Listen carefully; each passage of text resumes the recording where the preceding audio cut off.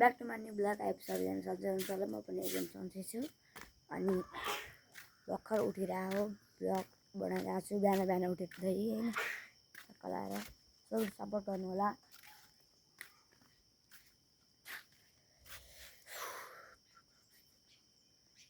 जाडो छ गाइस, जाडो यार।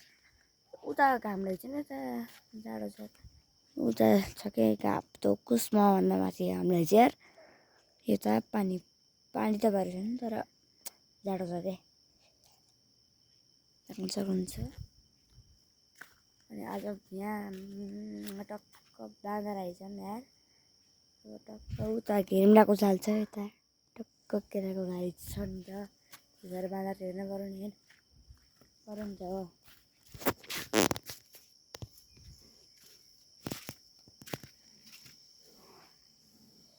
आजको काम चाहिँ गाइस मेरो दुधो बाँध्नु निकाल्दैछ। यता चिया बनिसक्यो हो, टक्क खानाउने हो अनि यता चाहिँ दुध छ मिलाएर।